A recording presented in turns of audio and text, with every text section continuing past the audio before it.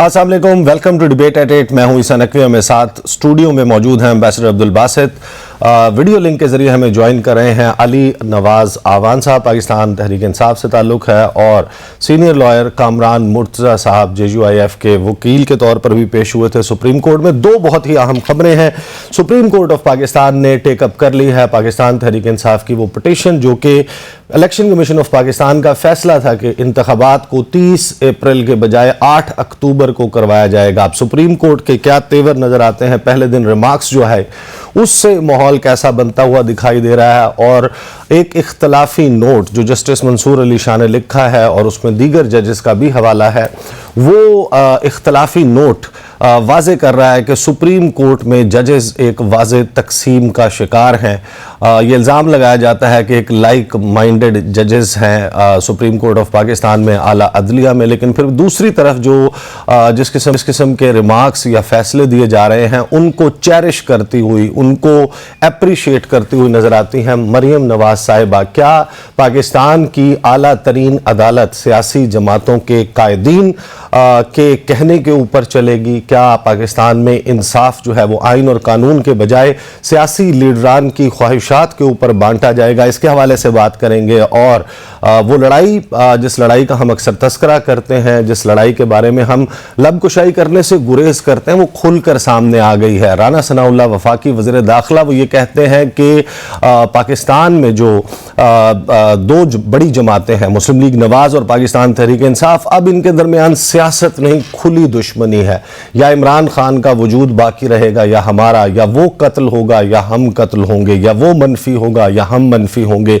पाकिस्तान में जाहिर है कि मामलात इंतखाबात की तरफ जाने हैं, और इंतखाबात से पहले वफाकी वज़ीर दाखिला जिनका काम यह है कि पूरे मुल्क में सिक्योरिटी की सूरत हाल को संभालें, वो खुद अनारकी को फ़रोग़ देते हुए नज़र आते हैं।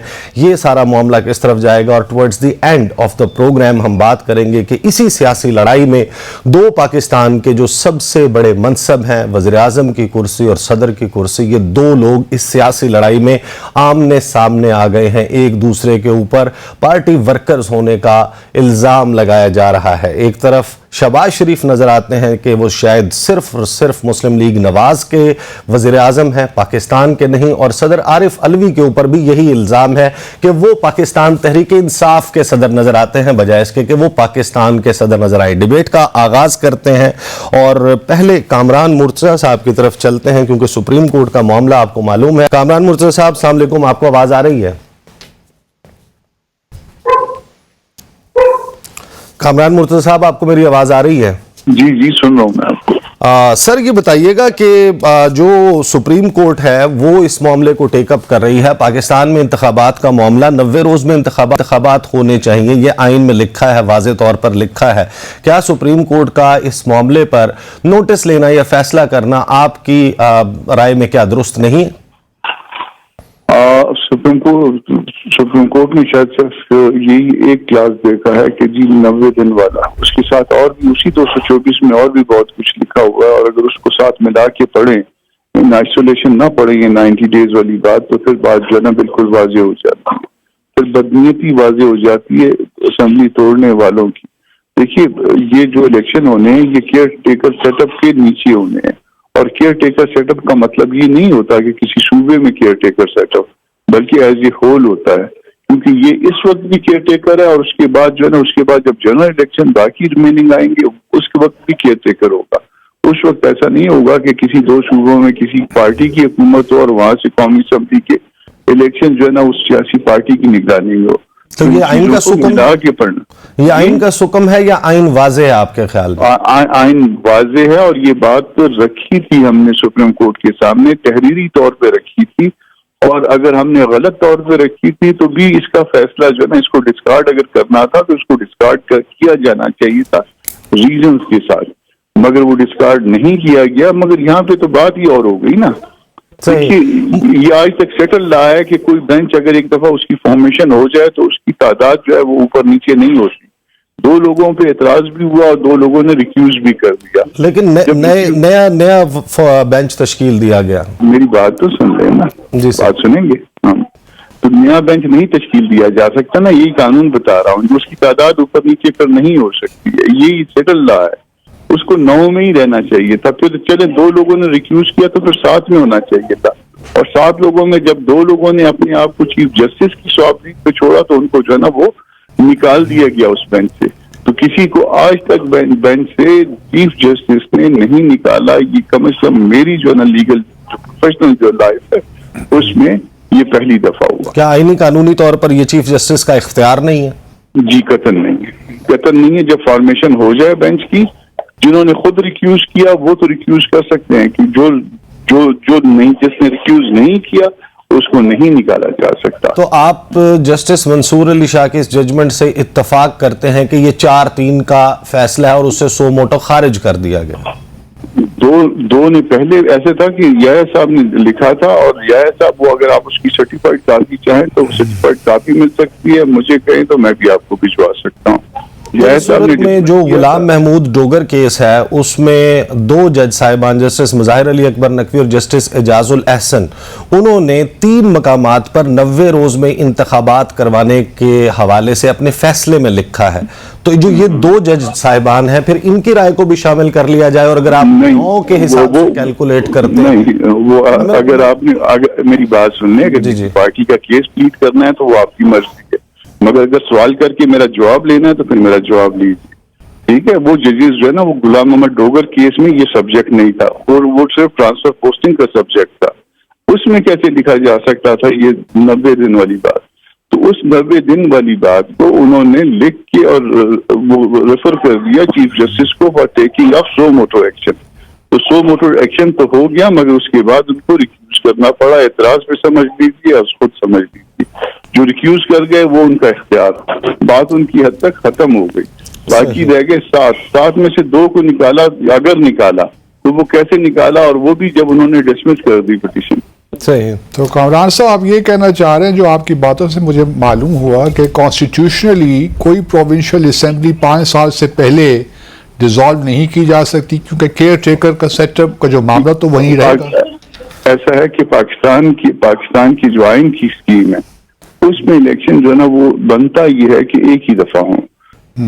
بالکل ڈیزالو ہو سکتی ہیں اسمبلیاں, پہلے ہو سکتی ہیں, اس میں کوئی ممانعت نہیں ہے, مگر جب الیکشن ہوں گے تو وہ ایک جگہ پہ ہوں گے. کیونکہ اگر آپ بعض لوگ جو ہے نا وہ انڈیا سے جو ہے نا اس کا موازنہ کرتے ہیں. انڈیا میں جو ہے نا وہ کیئر ٹیکر سیٹ اپ کا جو ہے کوئی کانسیپٹ نہیں ہے, وہاں وہ اسمبلی کنٹینیو کرتی ہے, وہ وزیر اعلیٰ جو ہے وہ اسمبلی تو کنٹینیو کرتی ہے, وہ سی ایم جو ہے وہ کنٹینیو کرتا ہے. اس میں وقت کی کوئی قید نہیں ہے کہ کیئر ٹیکر سیٹ اپ پھر 3 سال کا ہوگا, 4 سال کا ہوگا. اگر بات وقت کی نہیں ہے, بات یہاں پہ ایک فیئر اور فری الیکشن کی ہے. 218 کی لینگویج بھی یہی ہے, اور 224 میں جو کیئر ٹیکر کا کانسیپٹ آیا وہ اسی لیا ہے. سر یہ 218 کا اطلاق جو ہے وہ ضمنی انتخابات پہ کیوں نہیں ہوتا؟ جب 20 حلقوں میں پنجاب میں الیکشن لڑا جاتا ہے یا 8-9 سیٹوں کے اوپر قومی اسمبلی کے, تو یہ فری اینڈ فیئر اگر آپ کے خیال میں نہیں ہو سکتا ایک پراپر گورنمنٹ کی یا کسی سیاسی جماعت کی حکومت کی موجودگی میں, تو یہ پھر اس کا مطلب ہے ضمنی انتخابات بھی نہیں ہونے چاہیے. نہیں, اس میں ایسا ہے کہ 224 میں ایسا نہیں لکھا. میں نے آپ کو اسی لیے کہا تھا کہ 224 نہیں, میں 218 کے حوالے سے بات کر رہا ہوں کہ جو 218 جو یہ کہتا ہے کہ میرا بھائی تو ملا کے پڑھیے نا, 224 اور 218 کو ملا کے پڑھیے نا. وہ بات ایز اے ہول لکھی ہوئی ہے, وہ پیس میل میں نہیں ہے. کسی ایک حلقے میں یا 4 حلقوں میں یا 3 حلقوں کے لیے جو ہے نا وہ کیئر ٹیکر سیٹ اپ نہیں آ سکتا, مگر جہاں پہ جنرل الیکشن ہوں گے وہ کیئر ٹیکر سیٹ اپ کی بات ہے. جہاں پہ 90 دن ہے اس سے آگے پیچھے ذرا صحیح. میں علی نواز اعوان صاحب کو ڈیبیٹ میں شامل کرتا ہوں. علی نواز اعوان صاحب, ظاہر ہے کہ آپ آئینی ماہر نہیں ہیں, قانونی ماہر نہیں ہیں, تو میں آپ سے ذرا سیاسی بات کر لیتا ہوں کہ یہ بات کی جا رہی تھی مریم نواز صاحبہ کی طرف سے کہ پہلے پلڑے انصاف کے جو ہے ترازو کے پلڑے برابر ہوں گے, پھر انتخاب ہوگا, پہلے احتساب ہوگا, پھر انتخاب ہوگا. اور پھر ایک خبر جو ہے وہ ذرائع سے چلائی گئی جمعے کے روز کہ جب یہ جیسے ہی آپ لوگوں کی پٹیشن سامنے آئی اس وقت ہفتے کے روز جو ہے یہ خبر چلوائی گئی کہ جو مسلم لیگ نواز ہے اس نے یہ فیصلہ کیا ہے کہ اپنے تنظیمی کنونشنز میں, اپنے جلسوں میں ایکسپوز کریں گے ہر اس شخص کو جو عمران خان صاحب کا اعلی کار ہے. تو آپ کو لگتا ہے کہ عدلیہ کے حوالے سے ایک باضابطہ مہم کا آغاز ہو گیا ہے؟ تھینک یو نقوی صاحب. مجھے تو ابھی تک بات سمجھ نہیں آئی. سمپل سا اصول ہے, اگر آپ سمجھتے ہیں کہ ان ججز نے جو فیصلہ دیا وہ غلط ہے जो कासिम सूरी साहब की रूलिंग थी वो भी इन 5 जजेस ने दी थी, तो आप समझते हैं वो गलत उसमें नहीं आना चाहिए था सुप्रीम कोर्ट को, तो आपके सामने फैसला आ जाएगा। पर क्योंकि वो फैसला इनके हक में था, इन्होंने कहा बिल्कुल आइन और कानून और जमहूरियत जीत गई और हम लोगों को गवर्नमेंट मिल गई। उसके बाद आपने इनकी बहुत सारी बातें सुनी होंगी 63A के फैसले के हवाले से। अभी किस तरह का आइन है, किस तरह की जमहूरियत है कि जिसमें कहा जाता है कि जो 63A की इंटरप्रिटेशन है वो गलत हुई है, क्योंकि उसमें तहरीक इंसाफ के लोगों को तोड़ा गया, उनके जमीनों को खरीदा गया, उनसे वोट लेके हमजा साहब को वजीर आला बनाया गया। और जब वो 63A की ट्रांसलेशन आई, तशरीह आई, तो कहा कि आइन और जमहूरियत के खिलाफ है। आइन और जमहूरियत में आप लोटा बना सकते हैं, आइन और जमहूरियत में आप किसी का जमीर खरीद सकते हैं, आइन और जमहूरियत के अंदर आप रजीम चेंज कर सकते हैं, और ये बिल्कुल ठीक है। अगर आप देखें पीछे पाकिस्तान की हिस्ट्री को कि 1996 के अंदर जब तौहीन अदालत का केस शुरू हुआ, चीफ जस्टिस सजाद अली शाह साहब थे, तो उन्होंने पूरी की पूरी जुडिशरी के ऊपर एक तो हमला कर दिया, जजेस को भागना पड़ गया, उसके साथ ये उसके अंदर डिवाइड लेके आए। अता तारड़ साहब के जो नाना है रफीक तारड़ साहब, आपको याद होगा कि वो ब्रीफ केसेस के नाम से मशहूर थे। चीफ जस्टिस सईदुज़्ज़मान सदीकी के नाम पे एक बेंच बनाया गया, कोयटा बेंच जिसके नाम से बड़ा मशहूर है, और उस वक्त के चीफ जस्टिस के खिलाफ फैसला दिलवा दिया गया और वे पूरे इदारे को तबाह कर दिया गया, और उसके बाद उनको नवाजा गया। आपको याद होगा जस्टिस सईदुज़्ज़मान सदीकी को गवर्नर बनाया गया, और जो जो लोग उसके अंदर शामिल थे, अता तारड़ साहब को रफीक तारड़ साहब को सदर बनाया गया, और जो जो जजेस के आप लोग कहीं ना कहीं उन लोगों को अकोमोडेट किया गया। इस तरह चल नहीं सकता। देखें, अगर आपको किसी जज का एक फैसला पसंद है, एक फैसला पसंद नहीं है, पर वो आपको मानना है, तो इसका मतलब ये है कि अली नवाज अवान साहब, आप हमें ये बता रहे हैं कि 30 में जो कुछ हुआ उसका अब रिपीट टेलीकास्ट हम 2023 में देख रहे हैं। आज जो फैसला आया है जस्टिस मंसूर अली शाह साहब का, उसमें जो उन्होंने बात किया, उसमें उन्होंने चीफ जस्टिस के इख्तियारात के ऊपर सवाल उठा दिया। वो ये कह रहे हैं कि चीफ जस्टिस के इख्तियारात का असर नौ जायजा लेने की जरूरत है, और ये आमराना तरीक़ाकार है कि चीफ जस्टिस बेंच तश्कील दे देते हैं। देखिए, जो फैसला आया, अगर वो उस बेंच का हिस्सा थे, जो वो 3 सवाल उस सुमोटो के अंदर रखे गए थे, उसके अंदर तो ये सवाल ही नहीं था। अभी आपने डोगर साहब के केस की हवाला दिया, तो मेरे दोस्त ने ये कहा, मैं हमारे बड़े हैं, उन्होंने कहा कि ये तो उस केस में डिस्कस होना ही नहीं चाहिए था, ये तो उस केस का हिस्सा ही नहीं था, वो तो ट्रांसफर पोस्टिंग का एक हिस्सा था, और उसके अंदर उन्होंने अपना माइंड डिस्क्लोज कर दिया था। इसी तरह ये भी उस केस का हिस्सा नहीं था जिसके अंदर वो ये कह रहे हैं कि वो मैरिट्स पे तो फैसला है ही नहीं है। वो 2 जजेस ने ये कहा, जो पहले 2 फैसले आए उसके अंदर उन्होंने कहा कि ये सुमोटो आपको नहीं लेना चाहिए था, लेट द पार्लियामेंट डिसाइड। अभी जो 2 और का फैसला आया है, इख्तलाफी नोट आया है, उसके अंदर भी वो चीजों के ऊपर तो डिस्कशन हुई नहीं, उस चीज के ऊपर तो फैसला आया नहीं कि क्या इलेक्शन कमीशन के पास इख्तियार है डेट देने का, क्या सदर ममलिकत के पास इख्तियार है डेट देने का, क्या किसी गवर्नर के पास इख्तियार है इलेक्शंस के डेट देने का। सवाल तो ये रखे गए थे। ये जो उनकी इंटरप्रिटेशन है, ये वो तो टोटली डिफरेंट है। अगर वो डोगर साहब का फैसला के केस में फैसला गलत था 2 जजेस का, तो फिर इन 2 का इख्तिलाफी नोट भी गलत है। आपके सामने एक सवाल रखा गया, आपके सामने एक केस आया, आप समझते हैं ठीक है, आप समझते हैं गलत है। देखिए, अगर आप सुप्रीम कोर्ट के फैसला, देखिए हमारा सूरी साहब का अगेंस्ट वर्डिक्ट आई, 5 रुकनी बेंच ने हमारे खिलाफ वर्डिक्ट दी, तो क्या हम कहते हैं हम नहीं मानते हैं? बिल्कुल नहीं मानते हैं। हम नवाज शरीफ बन जाते हैं, हम जजेस के ऊपर हमला कर देते हैं, हमारे पास शायद इनसे ज्यादा रोड की पावर है, हम चले जाते हैं और हम कहते हैं कि कोई जजेस हमारे खिलाफ फैसला, हम नहीं मानते इनकी बात। अली नवाज अवान साहब, इस बात के ऊपर तो मैं बिल्कुल आपसे एग्री करता हूं कि देखें, जाने ना जाने गुल ही ना जाने, बाग तो सारा जाने है। सबको मालूम है कि ये सारी की सारी कहानी, ये सारे का सारा खेल जो है वो इलेक्शंस को डिले करने के लिए है। हुकूमत इलेक्शन से भाग रही है, राह فرار اختیار کر رہی ہے. ایک طرف یہ کہتے ہیں کہ ہم سے بہادر کوئی نہیں ہے, دوسری طرف یہ الیکشن سے بھاگ رہے ہیں. اور یہ اب سے تھوڑی دیر پہلے ایک صحافی نے ٹویٹ کیا اور یہ ڈھکے چھپے الفاظ میں اب سپریم کورٹ کے اوپر اٹیک بھی کیا جا رہا ہے.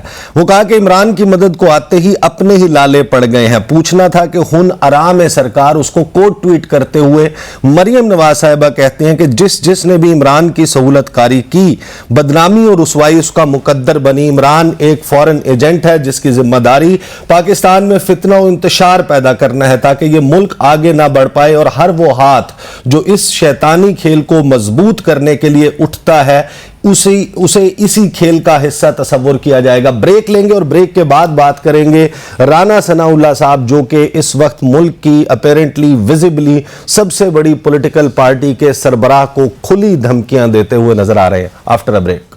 Welcome back after the break. وفاقی وزیر داخلہ رانا ثناء اللہ, انہوں نے ایک انٹرویو دیا ہے اور اس انٹرویو میں یہ پاکستان کے وزیر داخلہ ہیں جن کی ذمہ داری یہ ہے کہ اس ملک میں سیکیورٹی کی, امن عامہ کی کوئی ایسی صورتحال پیدا نہ ہو جہاں پر مارا ماری ہو, انارکی ہو اور حملے ہوں. سیاستدان تو گتھم گتھا تھے, اب عوام کو لڑانے کی بھرپور قسم کی تیاری ہو رہی ہے.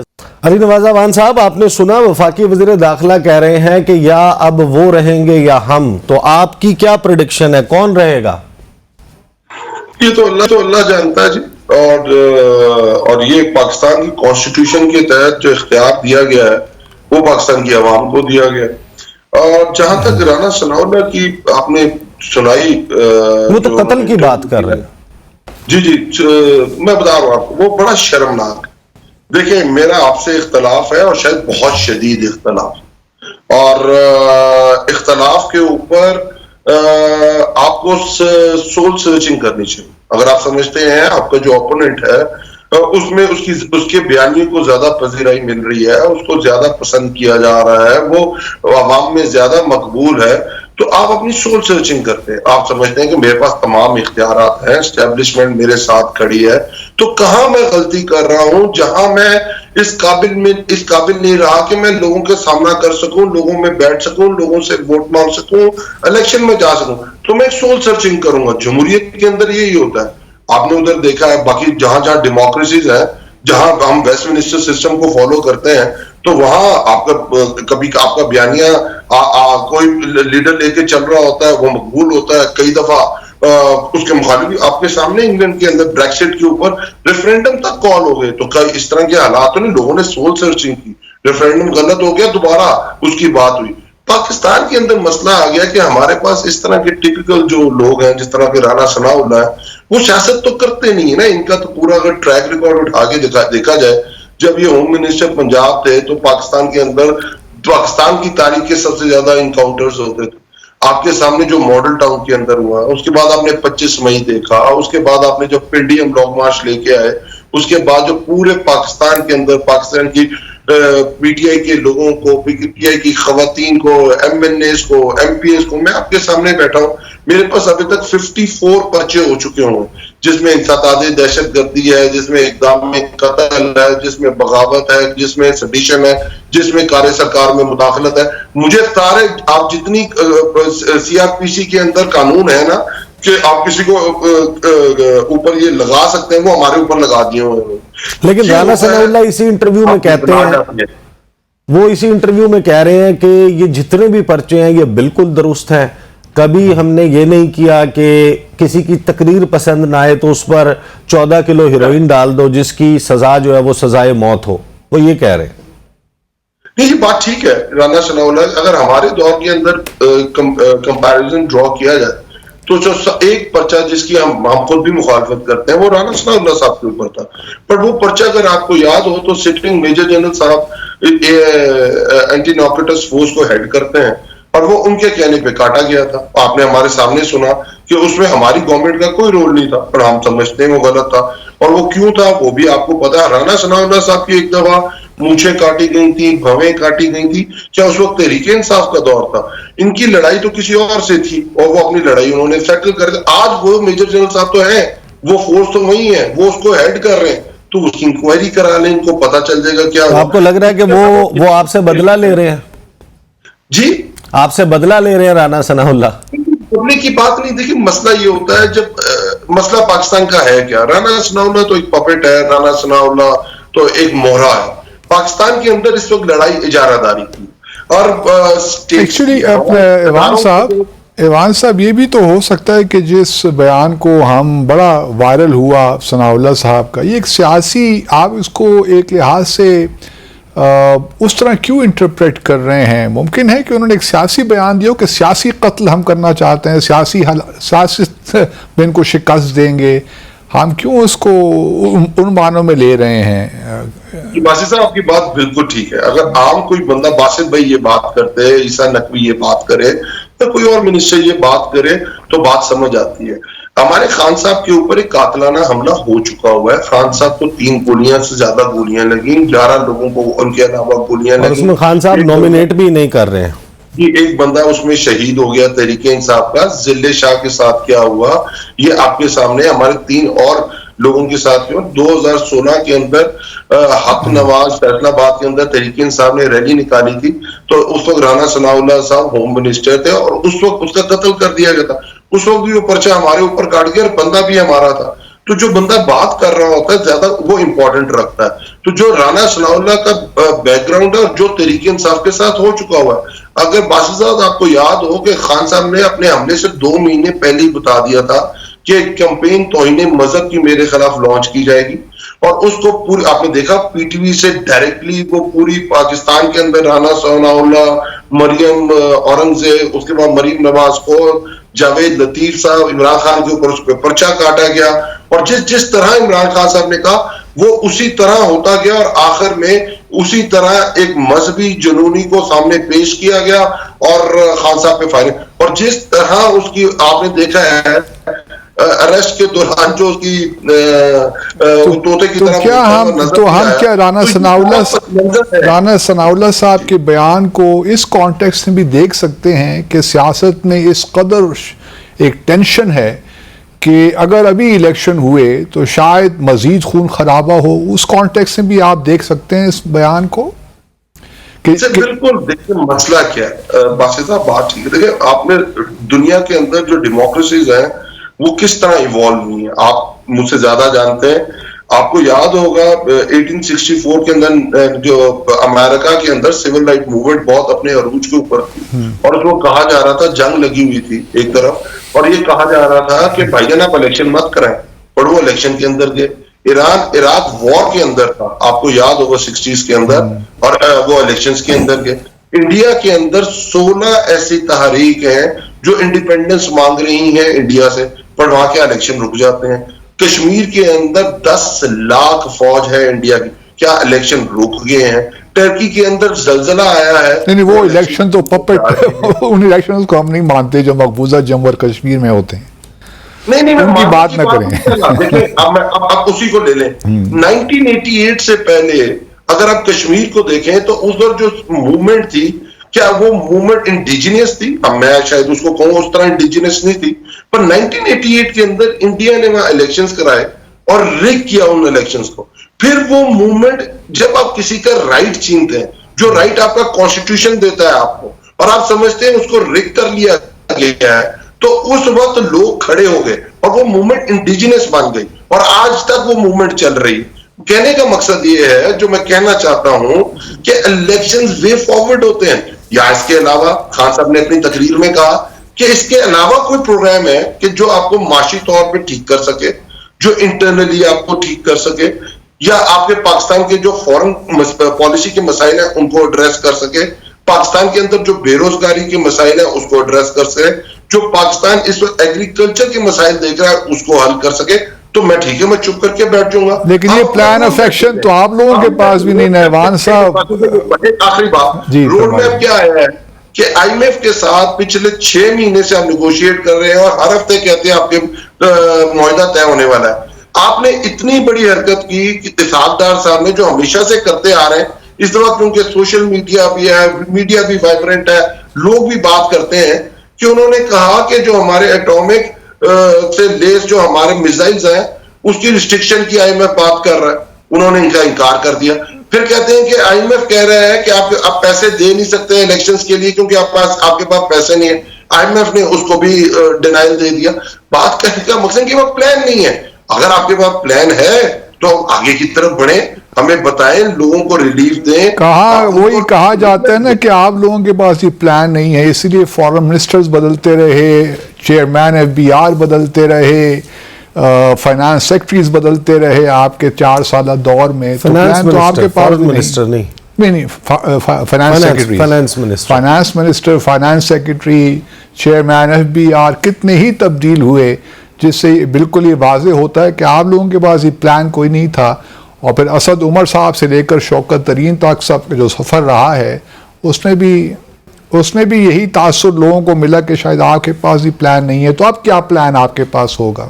باسط بھائی, مطلب میرا نہیں خیال یہ تاثر آپ کو کہاں سے ملا ہے. اگر میں یہ نہیں کہتا, آپ نہ یہ کہیں, جب مفتاح اسماعیل صاحب فائنانس منسٹر تھے, احسن اقبال صاحب ابھی بھی پلاننگ منسٹر ہیں, آپ کو پتا ہے کہ ایک اکنامک سروے رپورٹ آتی ہے, وہ سال کے اینڈ میں آتی ہے. آخری سال 2021-22 کی جو رپورٹ آئی تھی وہ ہماری گورنمنٹ میں نہیں آئی تھی. وہ کس کی گورنمنٹ میں آئی تھی؟ وہ PDM کی, نون لیگ کی گورنمنٹ میں آئی تھی. بجٹ دستاویزات کے ساتھ پیش کی گئی تھی کہ پاکستان کنٹینیوسلی 2 سالوں سے 2021 اور 2022 میں 6 اور 6.5% پہ گرو کر رہا تھا. آپ کی جو لارج اسکیل مینوفیکچرنگ تھی وہ 11% سے گرو کر رہی تھی. پاکستان کی ہسٹری کی سب سے زیادہ ایگریکلچر گروتھ آئی تھی 4.4%. آپ کی اسمال میڈیم انٹرپرائزز اٹھ رہی تھی.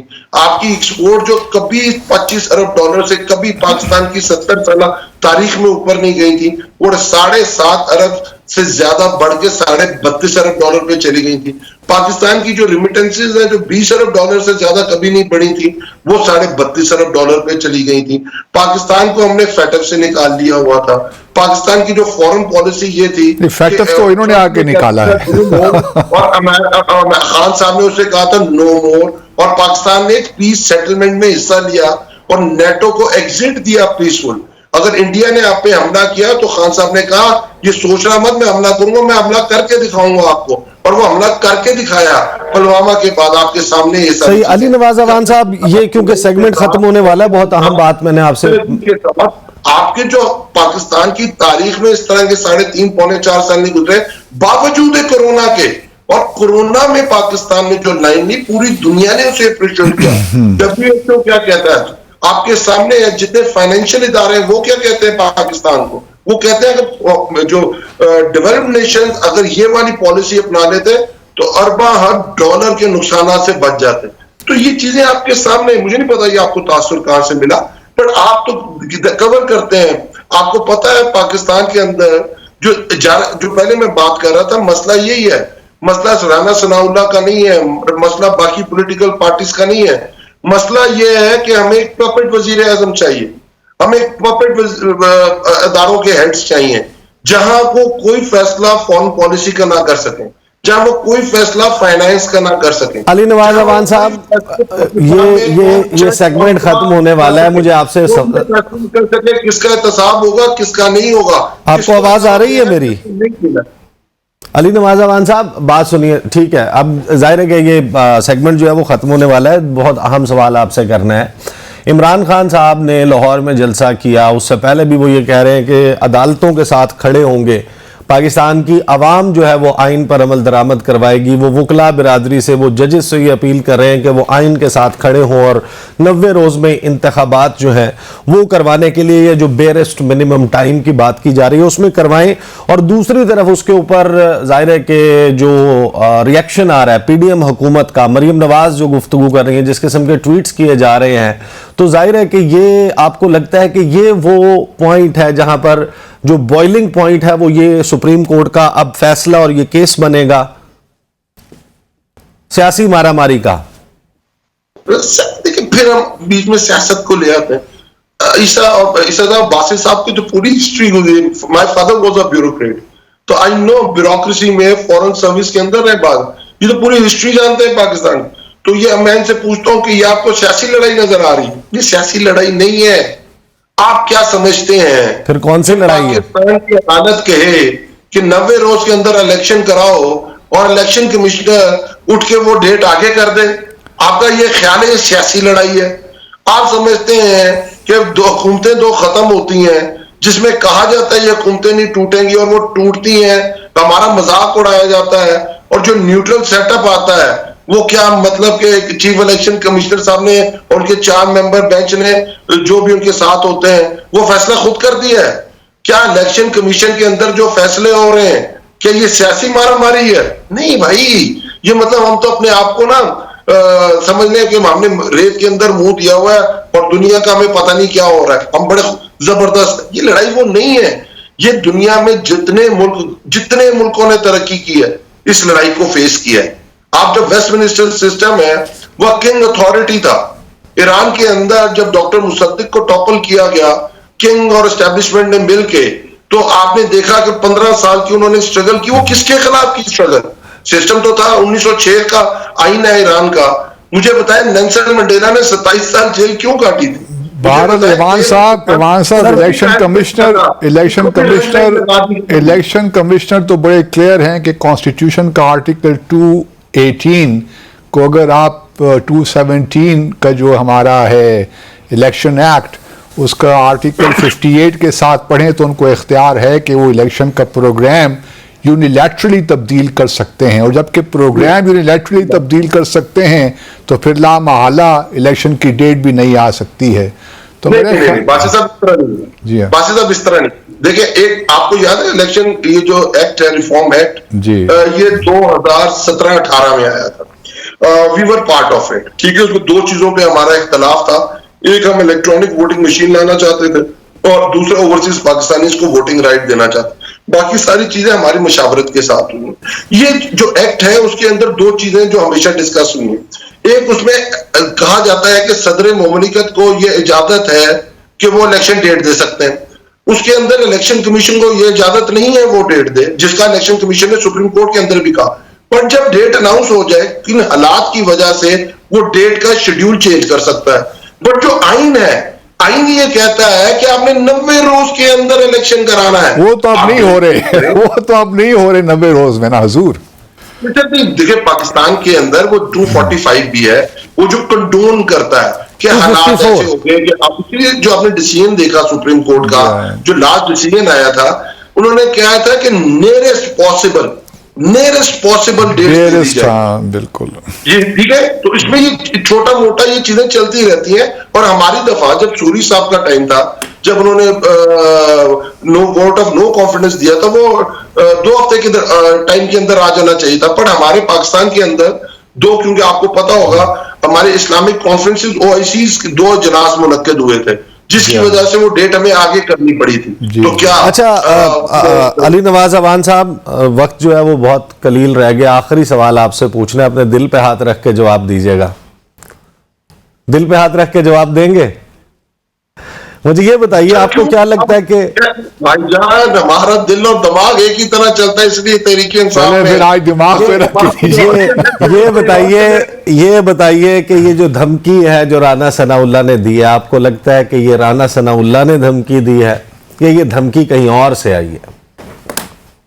سر جی یہ وہی دھمکی ہے جو بھٹو کو بھی دی گئی تھی، یہ وہی دھمکی ہے جو مجیب الرحمان کو بھی دی گئی تھی، یہ وہی دھمکی ہے جو بگٹی کو بھی دی گئی تھی، یہ وہی دھمکی ہے جس کی وجہ سے فاطمہ جناح کو 2 سال ان کے خطاب پہ پابندی لگا دی گئی تھی. یہ وہی دھمکی ہے جو اب پولیٹیشن کو ملتی ہے جو بھی اٹھ کے کھڑا ہوتا ہے.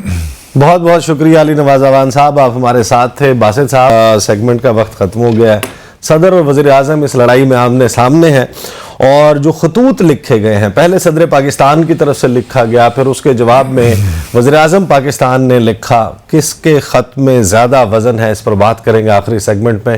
Stay tune with us. Welcome back after the break. یہ میرے ہاتھ میں ایک خط موجود ہے، یہ صدر پاکستان کی طرف سے 24 مارچ کو وزیر اعظم پاکستان شہباز شریف کے نام لکھا گیا. اس خط میں صدر مملکت نے وزیر اعظم سے کہا کہ ملک میں جو اس وقت فنڈامنٹل جو بنیادی حقوق ہیں اور جو انسانی حقوق ہیں اس کی سنگین خلاف ورزیاں ہو رہی ہیں، اور وزیر اعظم کو اس حوالے سے اپنا کردار ادا کرنا چاہیے. ساتھ ہی وزیر اعظم کو یہ بھی کہا صدر پاکستان نے آئین کے مختلف آرٹیکلز کا حوالہ دیتے ہوئے کہ پاکستان میں کس طریقے سے گزشتہ 1 سال میں خاص طور پر شہباز شریف کے دور حکومت میں یہ خلاف ورزیاں جاری ہیں. اس کے علاوہ جو پاکستان میں फ्रीडम ऑफ प्रेस है उसमें 2022 में पाकिस्तान 12 दर्जे तनज़्ज़ुली के साथ 145 से 157वें नंबर पर पहुंच चुका है। इस हवाले से भी सदर मुमलिकत ने वज़ीर आज़म की तवज्जो दिलाई। उसके बाद इलेक्शन कमीशन ऑफ पाकिस्तान के साथ जिस तरीके से हुकूमत वक्त कोऑपरेट करने से इनकारी है उसका तज़किरा किया। उस पर वज़ीर आज़म को ये कहा गया कि आप ज़रा इसके ऊपर तवज्जो फरमाएं, ये मुल्क में इलेक्शंस जो हैं वो एक आईनी ज़िम्मेदारी है और वज़ीर आज़म का ऑफिस इसमें अपना किरदार अदा करे। ECP के हवाला के अलावा जो है उन्होंने सदर के साथ मुख्तलिफ मामलात पर मशावरत और उनको मेजर पॉलिसी डिसीजन से आगाह करने के लिए कहा गया। जवाब में 26 मार्च को गुज़श्ता रोज़ ख़त लिखा गया वज़ीर आज़म पाकिस्तान शहबाज शरीफ की तरफ से सदर मुमलिकत को जवाबी ख़त, और उस जवाबी ख़त में सदर मुमलिकत को ये कहा गया वज़ीर आज़म की तरफ से कि आप तो ऐसा लगता है कि पाकिस्तान तहरीक इंसाफ की प्रेस रिलीज़ जारी कर रहे हैं, आपके ख़त के बहुत सारे हिस्से ऐसा लगता है। फिर उनके ऊपर पार्टी बाजी का इल्ज़ाम लगाया गया सदर मुमलिकत पर, मुख्तलिफ इंसिडेंट्स कोट किए गए और फिर वज़ीर आज़म पाकिस्तान ने ये कहा कि पाकिस्तान में तो इस वक्त कोई इंसानी हकूक़ की खिलाफ वर्जियाँ नहीं हो रही, सब कुछ आइन और कानून के मुताबिक हो रहा है। और सदर पाकिस्तान को ये कहा गया कि आप जिनके हवाले दे रहे हैं जिन इंसिडेंट्स के कि ये कुछ हो रहा है पाकिस्तान में, आपका तो ताल्लुक़ उस पार्टी से है। इस किस्म की गुफ्तगू पाकिस्तान के वज़ीर आज़म ने की। क्या सिचुएशन है पाकिस्तान में हम सबको इल्म है, लेकिन वज़ीर आज़म पाकिस्तान जो हैं वो कहते हैं कि पाकिस्तान तहरीक इंसाफ जो है वही इस मुल्क के मसाइल की जड़ है। अब्दुल बासित साहब, ख़त आपने दोनों पढ़े हैं, अपनी राय तो ज़रा दें हमें। नहीं, राय तो क्या देनी है, अफसोस की बात है। और मैं तो समझता हूँ कि सारी जो कंट्रोवर्सी है, डिबेट है, ये प्रेसिडेंट के ख़त से ही ट्रिगर हुई है। मैं पहले भी कई बार ख़त नहीं लिखना चाहिए था, नहीं लिखना चाहिए था। क्यों? अगर ये प्रेसिडेंट का है नहीं ना, हमारे कॉन्स्टिट्यूशन में प्रेसिडेंट एक फिगर हेड है और वो अगर अपनी सियासत से को बाइंडिंग तो नहीं है, अगर लिख दिया तो इसमें क्या कबात है? इस किस्म की बात पब्लिक नहीं करनी चाहिए ना, उनका कोई कॉन्स्टिट्यूशनली कोई बात बनती नहीं है। क्या वो इस किस्म के खतूत लिखें गवर्नमेंट, हेड ऑफ गवर्नमेंट को कि जी आपने ये नहीं किया, पाकिस्तान में ये कुछ हो रहा है। अगर आपको इतनी ही कंसर्न्स हैं तो आप प्राइम मिनिस्टर को अपने ऑफिस में, अपने ऑफिस साल के इख्तिताम पे पार्लियामेंट में जाके तकरीर करता है और अगले 4 महीने पार्लियामेंट की तकरीर कौन लिख के देता है? गवर्नमेंट लिख के देती है, तकरीर हो जाती है, अदा करने की तहरीक चलती है। वो अपने तौर पे वो पार्लियामेंट में जाकर जॉइंट सेशन से अपनी तकरीर भी नहीं कर सकते, वो भी गवर्नमेंट उनको लिख के देती है। तो इसलिए हमारे कॉन्स्टिट्यूशन में वो जिस तरह यूके में या बरतानिया में एक बादशाहत का रोल है, उसी किस्म का एक रोल है इनका, बल्कि वहाँ तो कुछ फिर कदरे ज़्यादा है। हमारे कॉन्स्टिट्यूशन में बिल्कुल जो जिम्मेदारियाँ बिल्कुल आउटलाइन है, उसमें कोई किसी किस्म का इबाहम नहीं है। प्रेसिडेंट ने ये ख़त लिखकर एक बार फिर साबित किया है कि वो रियासत को नहीं बल्कि एक पार्टी को रिप्रेजेंट कर रहे हैं। अगर उनको इतना ही रियासत का कंसर्न होता तो खुदारा मेरी नज़र में, मेरी नाक़िस राय में, वो प्राइम मिनिस्टर को बुलाते अपने प्रेसिडेंसी में और उनको बताते कि हालात हैं। ये चीज़ें पब्लिक डोमेन में नहीं आनी चाहिए थी, जिसके ह्यूमन राइट्स की सिचुएशन। उनसे चीफ इलेक्शन कमिश्नर नहीं मिलने के लिए तैयार सदर पाकिस्तान से, आप कह रहे हैं वो वज़ीर आज़म को बुलाते हैं। इसलिए तैयार नहीं है ना कि वो पार्टीज़न है, इसलिए तैयार बासित साहब, पाकिस्तान में संगीन इंसानी हकूक़ की खिलाफवर्जी पर बात करना पार्टीजन होना है। हमारी सियासत इन चीज़ों से भरी पड़ी है। इवन मुशर्रफ रफ़ीक तारड़ से मिलने चले गए थे, लेकिन जब आप एक ख़ास मौका आता है ना, वो आपका टेस्ट होता है आपकी पर्सनैलिटी का, आपके कैरेक्टर का, कि आप आया उस खास एक लम्हे में, उस खास हालत में। कैरेक्टर का टेस्ट नजर आ रहा है ना उस खत के ऊपर जो सीख पा हुए हैं वज़ीर आज़म, वो बिल्कुल ठीक सीख पा हुए हैं। मैं उनकी लैंग्वेज से इख्तिलाफ कर सकता हूँ, मुझे ख़ास तौर पे उनका एक लफ्ज़ बिल्कुल पसंद नहीं आया प्राइम मिनिस्टर का कि ब्लेटेंटली पार्टीजन। अगर वो ब्लेटेंटली का एडजेक्टिव यूज ना भी करते हो, सिर्फ पार्टीजन भी लिख देते। बासित साहब की जो गैरत जागी है, माजरत के साथ मैं ये लफ्ज़ नहीं इस्तेमाल करना चाह रहा, मुझे जवाब दीजिएगा। एक सेकंड मुझे जवाब दीजिएगा। ये जो गैरत जागी है कि सदर पाकिस्तान की कैसे जुर्रत हुई, क्या मुझे नहीं, सुन लीजिए ना, ये गैरत अमेरिका ने, सर अमेरिकी महकमा खारजा ने 71 सफ़ों की इंसानी हकूक़ की खिलाफ वर्जी की रिपोर्ट दी। क्या वज़ीर आज़म पाकिस्तान ने پہلے یا بھی ان کی حکومت نے ایک لفظ بولنے کی جرت کی؟ اب آپ دیکھیے وہ اس قسم کی رپورٹس کو اگر آپ یہاں پہ لے کر آ جائیں گے، باسط صاحب this is the first time مجھے 17 سال، باسط صاحب 36 سال آپ نے 35-36 سال آپ نے سفارتکاری کی ہے، 17 سال میں نے ایکٹیولی فورن آفس کور کیا ہے، مجھے صرف یہ جواب دیں، مجھے صرف یہ جواب دیں کہ کیا کبھی امریکہ کی طرف سے پاکستان میں انسانی حقوق کی سنگین خلاف ورزیوں یا پاکستان میں جو مذہبی آزادی ہے اس کے حوالے سے کوئی رپورٹ آئی ہو اور حکومت پاکستان نے نہیں سن لے سب پورا سوال، انہوں نے جواب نہیں دیا، انہوں نے کوئی جواب نہ دیا، کیا ہوا ایسا؟ نہیں ہوا ہوگا، نہیں مجھے یاد نہیں ہے، 17 سال میں مجھے نہیں یاد، ایک انسیڈنٹ نہیں یاد۔ اس وقت اس سیگمنٹ میں ہم یہ بحث نہیں کر رہے کہ اس پہ ریاکٹ ہوا کہ نہیں ہوا، ہم یہ بحث کر رہے ہیں کہ پریزیڈنٹ باسط صاحب آپ کو جہاں ریاکٹ کرنا چاہیے تھا، اگر آپ نے 10 دن پہلے ریاکٹ کیا ہوتا آپ کا یہ ریاکشن جسٹیفائیڈ ہوتا، یہ جواب آپ کو امریکہ کو بھی دینا چاہیے تھا نا۔ دیکھیے گورنمنٹ کا پریروگیٹو ہے کہ انہوں نے ریاکٹ کیا، یہ پریزیڈنٹ کے پریروگیٹو نہیں ہے کہ وہ پرائم منسٹر کو بتائیں کہ جی آپ ریاکٹ کریں۔ یہ دنیا میں کہیں بھی ہم اس قسم کی جو پارلیمنٹری گورنمنٹس پہ نہیں ہوتا، بڑی معذرت کے ساتھ پریزیڈنٹ نے اپنے جو ان کے آئینی جو اختیارات ہیں ان سے تجاوز کیا ہے، میں تو یہاں تک کہوں گا۔ کون سی آئینی بائنڈنگ خط لکھنے میں باسط صاحب؟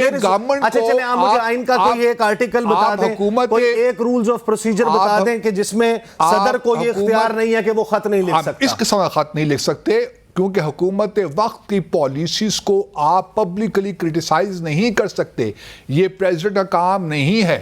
اگر پریزیڈنٹ کا کام صرف یہ ہے کہ اگر وہ کسی بات میں مشورہ دینا چاہتے ہیں، اور یہ حکومت بھی لازم بھی نہیں ہے تو یہ مشورہ ہی دیا نا انہوں نے، تو آپ نے لینگویج نہیں دیکھی، پبلکلی کیوں دیا ہے؟ میں تو صرف اس پہ اعتراض کیونکہ وہ اکنالج کرنے کے لیے تیار نہیں ہے۔ کیوں تیار نہیں ہے؟ آپ ان کو بلا کے تو دیکھیے نا، آپ نے ان کو بلایا ہے؟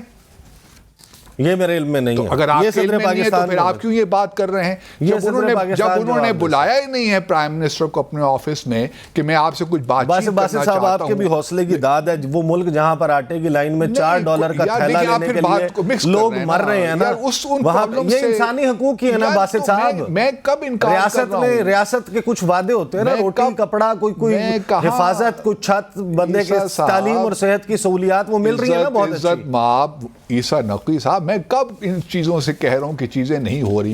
ہم تو ڈسکس کر رہے ہیں پرائم منسٹر اور پریزیڈنٹ کا لیٹر۔ پریزیڈنٹ کو یہ لیٹر لکھنا نہیں چاہیے تھا جس طریقے سے انہوں نے لکھا۔ واقعی وہ لگتا ہے کہ پی ٹی آئی کے ابھی تک ممبر ہیں، ابھی کچھ عرصے بعد ان کی صدارت کی ٹرم بھی ختم ہو جائے گی، پھر دیکھتے ہیں کیا ہوتا ہے۔ لیکن پاکستان میں کوسچن یہ ہے کہ پریس فریڈم انڈیکس میں 12 درجے گر گیا، وہ منہ پر بیٹھ کے جھوٹ بولتے ہیں کہ ایسا بات ہمارے لیے نہیں، کوئی پابندی نہیں لگ رہی پاکستان میں پریس پہ۔ یہ ساری کوسچن یہ ہے کہ ایک جس طرح میں نے پہلے آپ کو ہر شخص کی زندگی میں، اور خاص طور پہ جو اس قسم کے بڑے بڑے عہدوں میں لوگ ہوتے ہیں، ان کی زندگی میں ایک وقت ضرور آتا ہے جب ان کا ایک ٹیسٹ ہوتا ہے کہ آیا وہ کس مقام پہ کھڑے ہوں گے۔ مجھے یہ بڑی معذرت کے ساتھ کہنا پڑتا ہے کہ صدر الوی صاحب اس مقام پہ کھڑے نہیں ہوئے جہاں ریاست ان کو دیکھنا چاہتی تھی، وہ ریاست سے زیادہ پی ٹی آئی کے ساتھ کھڑے ہوئے، جس کا مجھے ذاتی طور پہ بہت افسوس ہے۔ نہیں یہ تو دیکھ باسط صاحب، اس بات سے میں ڈس ایگری نہیں کرتا۔ تو آپ صدر پاکستان جو ہے انہوں نے اپنی آئینی طور پر جو ان کی ذمہ داری تھی کہ ان کو حلف لینا چاہیے تھا وزیر اعظم شہباز شریف کا، انہوں نے کہا میں بیمار ہوں۔ میں یہی کہہ رہا ہوں نا باسط صاحب، میں کوئی اور بات تو نہیں کر رہا، میں یہی بات کر رہا ہوں۔ ان کو یہ نہیں کرنا چاہیے تھا، انہوں نے یہ کیا، غلط کیا۔ صدر پاکستان جو ہے وہ جب پاکستان تحریک انصاف کے دور میں جب انسانی حقوق کی خلاف ورزی ہو رہی تھی، لوگوں کو اٹھایا جا رہا تھا، میڈیا پر بھی قدغنیں تھیں، اور کچھ کیسز جن کو آپ کہہ سکتے ہیں کہ پولیٹیکلی موٹیویٹڈ کیسز، رانا ثناء اللہ کا کیس ہو یا دیگر کیسز ہوں، اگر صدر پاکستان اس وقت بھی آواز اٹھاتے تو آج ان کی آواز میں زیادہ گونج ہوتی، وہ زیادہ ریزونیٹ کرتی۔ اس بات سے میں ایگری کرتا ہوں، لیکن باسط صاحب this is no justification، this is no justification۔ no اچھا نہیں، آپ آرگیومنٹ سننا نہیں چاہتے، آپ سننا نہیں چاہتے، درمیان میں اس کو توڑ کے آپ نہیں سن لیں نا، پھر سن لیں۔ یہی بات میں کر رہا ہوں کہ صدر پاکستان نے اگر اس وقت بھی بات کی ہوتی تو آج ان کی آواز زیادہ بھاری، زیادہ گونجدار ہوتی۔ میں آپ کو یہ کہنا چاہتا ہوں، میں یہ کہنا چاہتا ہوں کہ آپ میری بات نہیں سننا چاہتے، مجھے صرف میں یہ کہنا چاہتا چاہتا ہوں کہ آپ اگر یہ اس کہنا وقت چاہتے ہیں کہ میں بات نہ کروں؟ نہیں، آپ بالکل بات کر. میں یہ کہنا چاہتا ہوں کہ اگر اس وقت پریزیڈنٹ آف پاکستان پبلکلی یہ کام کرتے جنہوں نے آج کیا وہ بھی غلط ہوتا، لیکن چونکہ اس وقت پی ٹی آئی کی حکومت تھی تو انہوں نے نہیں کیا. It is as simple as that. وہ اس وقت بھی اگر کرتے تو وہ بھی غلط تھا میرے حساب سے، کیونکہ پریزیڈنٹ کو یہ زیب نہیں دیتا، وہ ریاست کو ریپریزنٹ کرتے ہیں، وہ کسی پارٹی پریزیڈنٹ کو یہ زیب نہیں دیتا کہ اس ملک میں انسانی حقوق کی کھلم کھلا خلاف ورزیاں ہو رہی ہیں. باسط صاحب اب یہی کہہ رہے ہیں نا، کھلا خلاف ورزی تو ہو رہی ہے، لیکن ان کو یہ زیب نہیں دیتا کہ وہ کھلم کھلا حکومت وقت پریس کانفرنس کو یہ یاد دلائیں اور ان کو تنقید کا نشانہ بنائیں. ان کو یہ زیب نہیں دیتا. زمان پارک میں کیا بات کر رہے ہیں صنفی؟ آپ بھی جانتے ہیں، آپ نے وہ ایوان صاحب، آپ دل پہ ہاتھ رکھ کر کہیے، آپ دل پہ ہاتھ رکھ کے کہیے کہ پریزیڈنٹ بحیثیت پریزیڈنٹ، میں علوی صاحب کی بات نہیں کر رہا ہے بحیثیت فرد کے، بحیثیت ریاست کے صدر کے آپ دل پہ ہاتھ رکھ کے کہیے کہ آپ کسی صدر کو یہ زیب دیتا ہے کہ وہ حکومت وقت کو اس قسم کا خط لکھے؟ اچھا چلے میں اس پروگرام کو کلوز کرتا ہوں. دل پہ ہاتھ رکھ کے باسط صاحب نے فرمائش کی ہے. یہ دیکھیے بھائی سارے میرے ویورز کے لیے آج کا یہ جو آج کا لمحہ ہے، اس کو قید ہم نے کر لیا ہے. خدا نہ کرے کہ یہ وقت دوبارہ ہماری ریاست پہ آئے، لیکن میں ریکارڈنگ ضرور چلاؤں گا انشاءاللہ. باسط صاحب نے فرمائش کی ہے. دل پہ ہاتھ رکھ کے میں یہ کہہ رہا ہوں کہ میں چلیں باسط صاحب کی بات سے ایگری کرتا ہوں. صدر پاکستان کو اگر پریس کانفرنسوں پہ پرچے ہو رہے ہوں، اگر دفعہ 144 کی خلاف ورزی پر دہشت گردی کا پرچہ ہو رہا ہو، اگر لوگوں کو اٹھایا جا رہا ہو، ان کے اوپر کیسز صحافیوں کو اٹھایا جا رہا ہو، صدر پاکستان کو خاموشی سے چپ چاپ اپنے دفتر میں رہنا چاہیے. وقت پہ سونا نہیں، کوئی بات نہیں کرنی چاہیے. باسط صاحب پروگرام کا وقت ختم ہوا، کل انشاءاللہ بلائیں، اپنے آفس میں بلائیں اور ان سے بات کریں. باسط صاحب اب مجھے کلوز کرنے دیں نا پروگرام. آپ یہی چاہ رہے ہیں نا، لیکن آپ نے میری بات کو غلط رنگ دیا ہے. نہیں کوئی رنگ نہیں دیا، آپ نے بھی مجھے بات کرنے ہی نہیں دی تو رنگ کیا دیتے. کل انشاءاللہ آپ سے اسی وقت ملاقات ہوگی. مجھے اور امبیسڈر عبدالباسط کو اجازت دیجیے. اللہ حافظ.